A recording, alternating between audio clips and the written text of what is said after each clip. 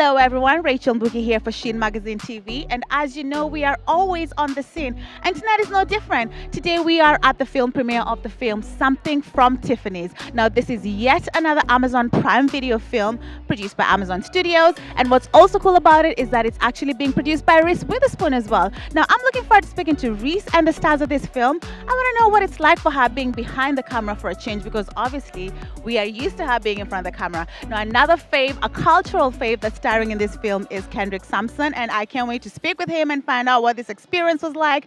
And we all know that he's always doing something for the culture, so I can't wait to hear about all the things he has coming up. So stay tuned to Sheen Magazine TV. We always have you covered, and we're going to have all these interviews for you and more. Hi, I'm Reese Witherspoon. You're watching Sheen Magazine TV, and we are here at the Something From Tiffany's premiere. Fun. I'm so good. I'm so happy to be here. Listen, we're so happy to have you. You look amazing as always, Fontano Youth. Have you ever thought about, I don't know, a skincare line, something to keep us looking this good after like a career spanning decades? Like, So sweet. I love the products I use. I use Biossance products. I love them. I eat really well, really healthy, and I exercise a lot. That's it. I sleep. I sleep a lot. Is that helpful? sleep a lot. Yeah. We can do that. Kids anymore. They're all like adults. So that really helps. You can sleep. Speaking of your kids, by the way, social media is always like talking about how you and your daughter look exactly like twins. Yeah. And now you've gone from in front of the camera to behind the camera, like you're producing this film. Are you thinking of giving us a Reese 2.0 with your daughter? Is she interested in acting?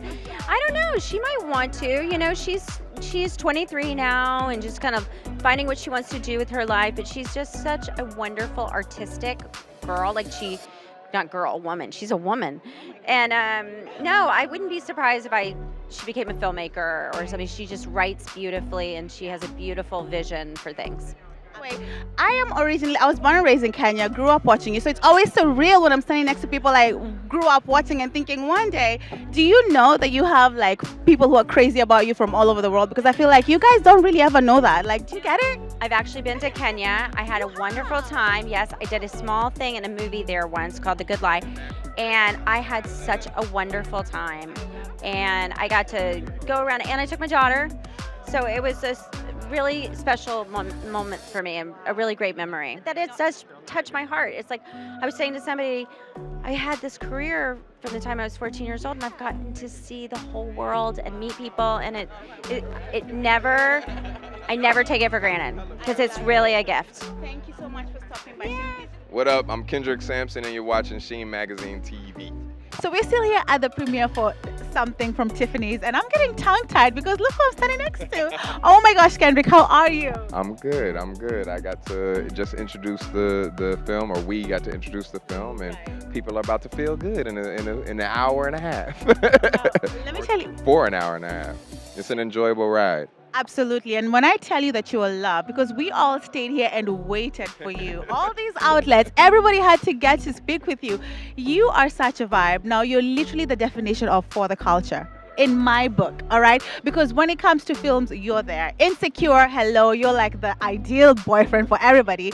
And then when it comes to just social issues, ever since the pandemic especially, you really put yourself on the line for the culture, fighting for our rights. What is it that drives you? You have so much energy and passion and drive. Like, what is it? Because you don't have to do all that. Yeah, it started way before the pandemic. And we formed our organization Build Power in 2018 was when we started it. In 2019 we launched officially, and it was an effort, one of several efforts, but finally the culmination of a bunch of efforts to start to organize Hollywood for social justice. Really jumped into high gear during the Black Lives Matter movement, 2015, 2016. For myself, but it's always been, we got to leave it better than we found it. We got to make sure that we liberate people. And I love to see that. Like I said, you were out there doing the protests, you were out there like literally, I think I saw you get shot by a pellet. I follow you on Instagram, right? I think I saw that. Now, how do you feel about, because it seems like in today's day and age, it's like Black Lives Matter has become a punchline for a lot of people, all these political pundits. What do you feel, what do you think about it? People like Kanye even kind of trying to like talk about Black Lives Matter in a negative light. How are you feeling as someone who was at the forefront of fighting for justice and championing the Black Lives Matter movement? What do you think about all this talk? I think that no matter what, our goal should be to liberate people. And if we don't see people's, everybody should criticize every movement and look at anything with a critical eye and not just accept it for what it is. And also, we have to put that criticism in context if people are really about liberating people, right? I take criticism all day from other people that are liberating people and doing that effectively, right? If they need to hold me accountable, I got you. GOP ain't about to do there's certain people, capitalists and such that champion philosophies and ways of life and the status quo that is actually harmful to us. And if you're promoting that, I can't really get what to critic. Yeah, I don't accept your criticism. Now I have to let you go. Everybody's telling me to wrap up. Real quick, tell us about your role in this film. Obviously, we're looking forward to seeing you in this new film. I think, you've got people like Elon Musk and all these fools making our lives a living hell. Donald Trump coming back. Just 2022 has been a hell of a dumpster fire politically and socially. So we need something like Something From Tiffany's to escape that, right? Because I've heard it described as like a warm cup of cocoa or like a nice hug. And we all need that, especially after this year. We need the good vibes. Yes, we do. Thank you so much for stopping by. All right, so we are here with the star of the film, Zoe Deutsch. How are you? I'm good. How are you? I am absolutely fine. You look absolutely gorgeous. It's giving Ice Princess. I mean, what's the inspiration behind the whole look? Sorry. Inspiration is a Tiffany blue box. There's a big bow in the back. I'm like a big blue box. I know, I see that. Now, you know what? Tell us about your role in the film. Now, I know we hear Tiffany's, we imagine rings, you're wearing pretty rings. Tell us a little bit about what your character gets up to in the film. Yeah, I play someone named Rachel, whose life is very much so changed when a gift that she receives that's meant for somebody else surprises her and changes her life. I like that. And I like the fact that her name's Rachel and my name's Rachel. So I'm watching just for that reason only. Now, what was the cast like? What was the chemistry like between the two of you?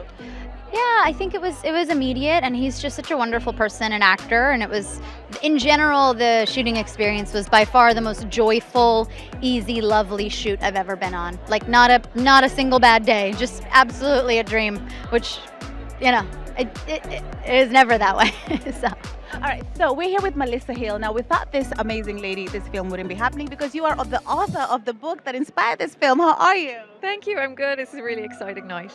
Is this your first book that's been turned into a film, or are you kind of used to it by now? Oh, I've had a couple of adaptations, but this is my first red carpet premiere, so that's a special night. I love it. I'm so glad that Sheen is here to catch it. Now, I have to ask you this one, because I know you're being rushed off the carpet, but every time we see a book turned into a movie, people always complain, oh, they went off script, they're not really following the book. Are you happy with what they did with your book as far as this film goes? Did they follow it to a T, or was some liberties taken? I feel like I have to ask that. Oh my gosh, it's the most amazing adaptation. I'm so proud of it and so happy, and I'm blown away by it.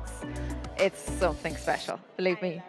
Well, if you say it, it must be true. Thank you so much for stopping by, Sheen, and we look forward to seeing what they did in there. Thank you. Hope you enjoy it.